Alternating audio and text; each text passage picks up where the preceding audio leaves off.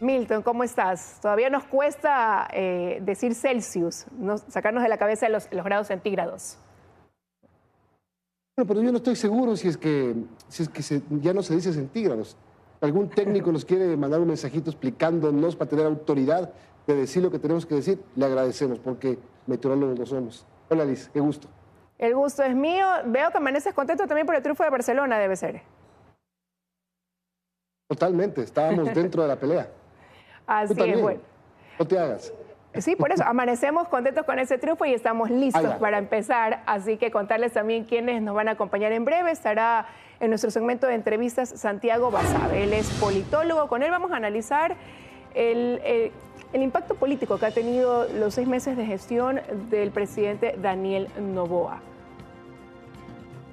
Y también va a estar con nosotros Vicente Albornoz, decano de la Facultad de Economía de la Universidad de las Américas, para hablar de cómo le ha ido al gobierno y al país, obviamente, en estos primeros 6 meses de Daniel Noboa al frente del poder.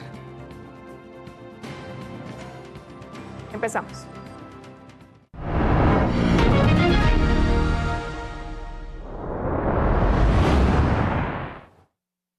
Hoy la Corte Internacional de Justicia pronunciará sobre las medidas cautelares planteadas por México contra el Ecuador por la irrupción a su embajada en Quito. A las 8 de la mañana, hora de Ecuador, la Corte dará a conocer si da paso a esas medidas cautelares o las rechaza. Este jueves a las 8 de la mañana se conocerá la resolución por parte de la Corte Internacional de Justicia sobre las medidas cautelares solicitadas por México en contra de Ecuador en el caso del asalto a la embajada en Quito. La decisión llegará después de que el máximo tribunal de las Naciones Unidas escuchó el 30 de abril y 1 de mayo los argumentos de ambos países. En la primera audiencia, México acusó a Ecuador de cruzar líneas que no se deben cruzar, a lo que Ecuador argumentó que México usó erróneamente su sede diplomática para dar refugio a un criminal.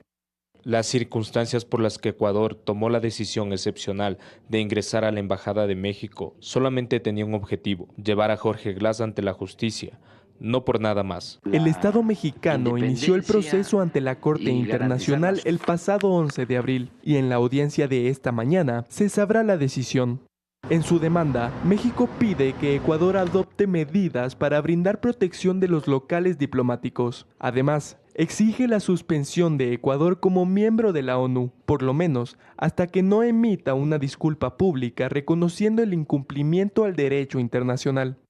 Se debe mencionar que el pasado 29 de abril, Ecuador realizó una demanda en contra de México por el mal uso de sus sedes diplomáticas. Todo este caso se desarrolla luego de que un grupo de policías ecuatorianos ingresaran sin autorización a la embajada en Quito con el fin de detener al expresidente de Ecuador, Jorge Glass, quien se refugió en la sede diplomática tras haber sido acusado de peculado.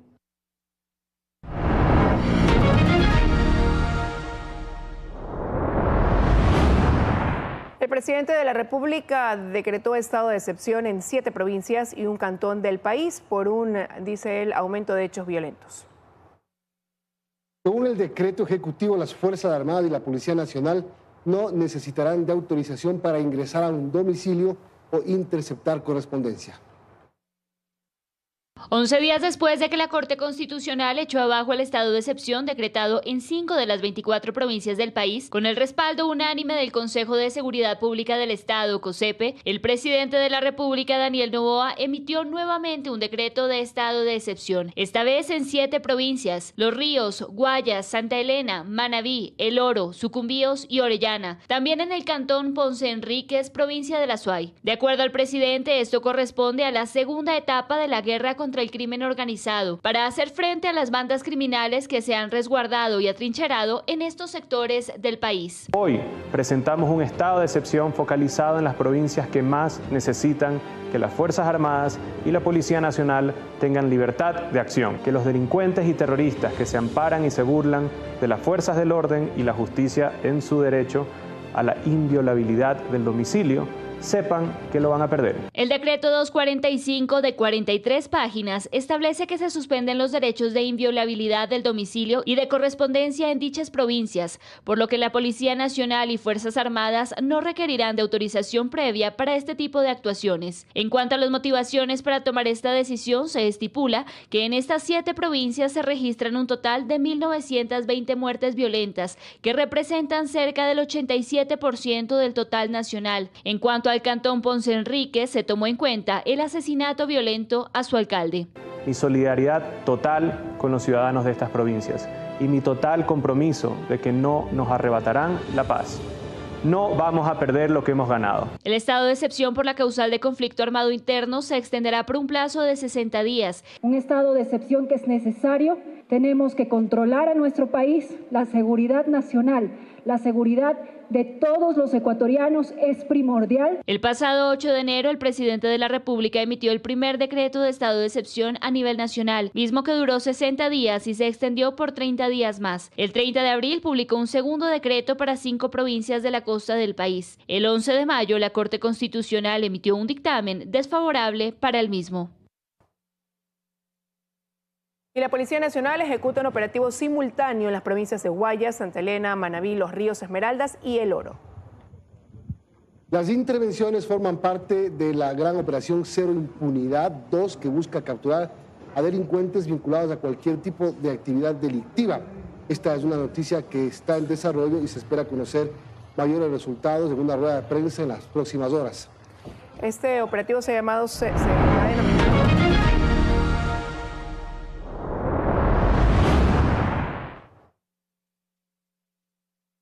El Consejo Nacional Electoral analiza 54 informes. A ver, pongámonos de acuerdo. Dele. El Consejo Nacional Electoral analiza 54 informes de organizaciones políticas nacionales y provinciales que buscan ser habilitadas, Milton, amigos, para participar en los comicios del 2025. Entre ellas está el movimiento ADN del presidente de la República, con el cual quiere correr para la reelección. El Consejo Nacional Electoral tiene listo el cronograma para las elecciones generales de 2025. Por ahora, el Pleno del organismo analiza al menos 54 informes de organizaciones políticas nacionales y provinciales que buscan obtener la personería jurídica para poder participar. Entre ellas está Acción Democrática Nacional, ADN, organización que el presidente Daniel Noboa quiere convertir en movimiento político para su anunciada reelección. Cumplieron con el número de firmas, que con el mínimo. Han superado el mínimo, han cumplido con los otros requisitos que tienen que presentar al CNE, y lo que le corresponde al Pleno es ahora tratarlo y resolver sobre dar o no la personería jurídica al movimiento ADN. Con corte al 22 de mayo, hay en total 7 partidos políticos, 9 movimientos nacionales y 60 provinciales habilitados para poner candidatos a las dignidades de presidente y vicepresidente, así como de asambleístas. Y básicamente se van a aumentar otras organizaciones políticas. Hicimos un primer proceso de depuración. 53 organizaciones políticas que han sido canceladas. El proceso de democracia interna de las organizaciones políticas arrancará el 23 de julio, mientras que desde el 13 de septiembre hasta el 2 de octubre se podrán inscribir las candidaturas. La campaña electoral será del 5 de enero al 6 de febrero y el 9 de febrero el sufragio. En caso de haber segunda vuelta, los ecuatorianos deberán acudir a las urnas una vez más el 13 de abril. El proceso será atípico, pues en medio de su desarrollo se podría llevar a cabo la renovación total de los vocales del CNE. Vamos a cumplir ya los 6 años, tiempo por el cual fuimos designados. Será en noviembre, será en junio, será en enero, no lo sabemos. Pero el país debe tener la seguridad y la certeza de nuestra responsabilidad. Mientras tanto, sostiene que continuarán trabajando. El hito más cercano es el del 14 de junio, fecha en la que se cerrará el registro permanente de organizaciones políticas y se conocerá cuáles finalmente podrán terciar en la contienda electoral.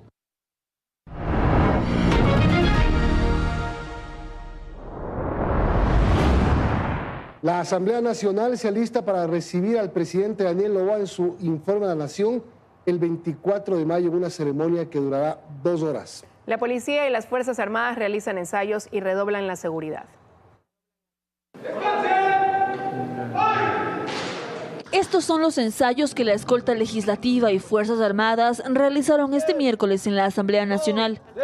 El césped se cortó, el pleno ya luce sin curules y todo se pone a punto para recibir al presidente Daniel Noboa, que dará su informe a la Nación este viernes 24 de mayo. Desde ayer, cerca del mediodía que terminó la última sesión, se empezó a desmontar y hoy se están instalando ya otra infraestructura, decoración. Y nos hemos tomado muy en serio este informe a la Nación del presidente. Queremos extremar también medidas de seguridad. Una de ellas es el barrido electrónico y antiexplosivos que realizamos en toda la Asamblea Nacional para garantizar que el evento se desarrolle con absoluta normalidad. Aproximadamente 300 servidores legislativos trabajan en los preparativos para el evento, al que están invitadas 600 personas, entre ministros, representantes de las funciones del Estado y miembros de las distintas embajadas. La Policía Nacional ha articulado sus 3 ejes de trabajo: el preventivo, el investigativo y el de inteligencia. Adicional, cuenta con todas sus unidades tácticas especializadas para brindar apoyo y soporte a la escolta legislativa en caso de requerirlo. Para este jueves está previsto que en horas de la tarde se realice un ensayo general con el presidente de la Asamblea, Henry Kronfle, y el primer mandatario, aunque su presencia aún no está confirmada. Ya el viernes las actividades empezarán a las 8 de la mañana. A las 9 de la mañana empiezan a llegar ya invitados que vienen al pleno directamente, y está previsto que 10 para las 11 el presidente Kronfle haga su ingreso y a las 11 en punto el presidente Noboa. Está previsto que el evento dure entre 1 hora y media. Este será el primer informe y el único que Noboa dé, al menos en este periodo, pues su gobierno culmina el próximo 24 de mayo de 2025.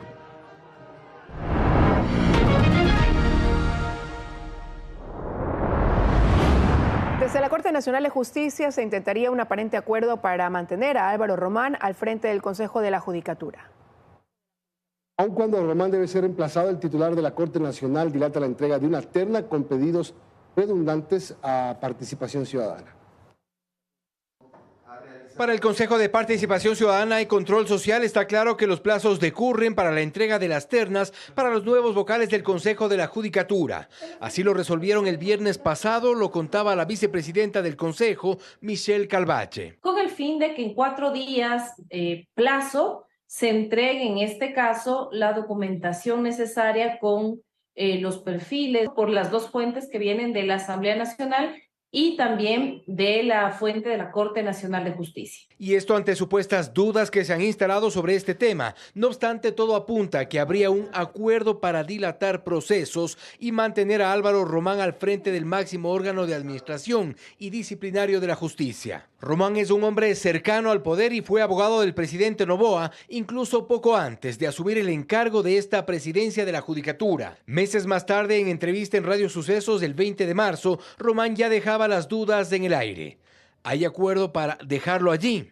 Él me dijo que no iba a mandar la terna si llegaba a la presidencia de la Corte Nacional. Y he oído a jueces y juezas que han dicho que yo debo terminar, y eso significa que entendería y daban por implícito que no iban a mandar la terna. Y 2 meses después, José Shuin, presidente de la Corte Nacional de Justicia, no ha remitido la terna para reemplazar a Román. Lo que es peor, mientras el Consejo de Participación Ciudadana le ha insistido en que mande los nombres, Shuin responde con más dudas. A través de esta carta pide aclaraciones, por ejemplo, sobre la sentencia de la Corte Constitucional, que recalca que está ejecutada. Pide al Consejo de Participación aclarar la resolución respecto de las ternas y les pide también especificar qué autoridad le corresponde de remitir la terna, aunque esto debería estar claro.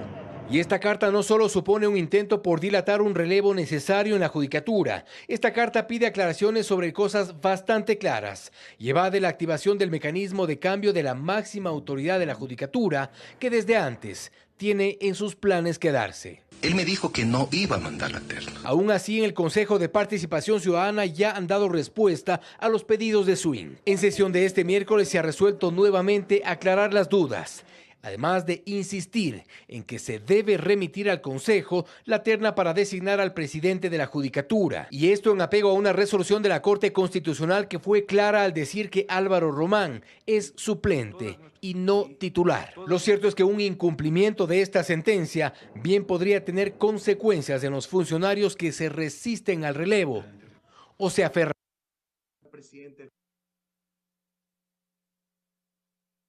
Con 92 votos, en la Asamblea se aprobó un paquete de reformas al Código de la Función Judicial que incluye 25 reformas. En uno de los artículos aprobados se agrega un inciso, el artículo 258, que se refiere a la integración del Consejo de la Judicatura y abre la posibilidad de una licencia temporal sin sueldo a los vocales de ese organismo que tengan que cumplir órdenes de prisión preventiva o arresto domiciliario. Recordemos que del actual Consejo de la Judicatura, su expresidente Wilman Terán y el ex vocal Javier Muñoz tuvieron que renunciar a sus cargos por estar procesados y recibir órdenes de prisión al estar involucrados en el caso de Independencia Judicial.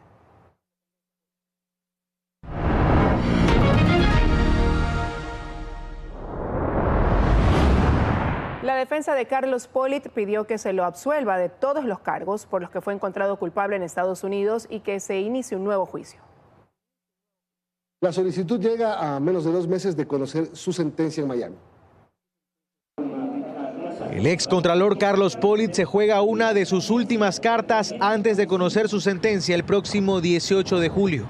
Su defensa presentó un documento con el que busca su absolución, tras ser encontrado culpable de todos los cargos que se presentaron en su contra por conspiración para lavar activos. Argumentan que las pruebas presentadas por Fiscalía fueron insuficientes y que, entre otros, Estados Unidos no pudo probar que los delitos imputados a Pollitt fueran considerados como sobornos en la legislación ecuatoriana o la conspiración con un representante de Odebrecht. Además que no pudo demostrar que el demandado realizó alguna transacción relevante atribuida a la supuesta participación de su hijo, John Pollitt. Pero no es todo. La defensa del excontralor también presentó una moción para que se realice un nuevo juicio respecto a todos los cargos, porque se negaron 12 peticiones de la defensa durante el juicio y porque la condena por uno o más cargos va en contra del peso de las pruebas para calificar el delito, sostienen.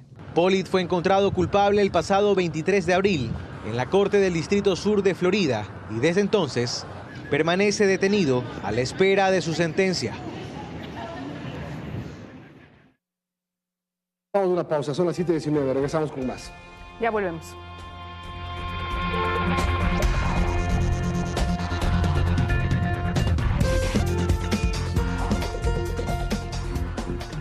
Continuamos con más información. Por un evento inesperado, la central hidroeléctrica Coca-Codo Sinclair tuvo que cerrar compuertas y dejó de generar energía eléctrica. Así lo informó el ministro de Energía, Roberto Luque, a través de su cuenta de X. Se produjo un abrupto y repentino aumento en los sedimentos en la captación de la hidroeléctrica y por ello se han cerrado las compuertas, haciendo que la misma no genere energía eléctrica, explicó a través de este mensaje. En respuesta se activó todo el parque térmico y se solicitó importación adicional de energía a Colombia. Dice el ministro, estamos haciendo todos los esfuerzos para evitar un indeseado racionamiento emergente. Aunque la situación con la hidroeléctrica es preocupante, el ministro de Energía aclaró en un segundo mensaje que no habrá cortes de luz. Y este jueves se reanudó el proceso de vacunación contra el COVID-19. Según el Ministerio de Salud, la campaña de vacunación se desplegará en 1.975 centros de salud ubicados en las 24 provincias del país. Esta medida busca disminuir los riesgos de complicaciones severas como hospitalizaciones y fallecimientos, sobre todo entre la población con mayor vulnerabilidad. Además, se inoculará a los trabajadores del sistema de salud, policías, militares activos, bomberos y personas privadas de libertad, así como a cuidadores de personas con discapacidad y mujeres embarazadas. Para este año se tiene previsto adquirir 500.000 dosis con una inversión de $8 millones. Las primeras 250.000 ya están en el país, mientras que las dosis restantes llegarán en el segundo semestre.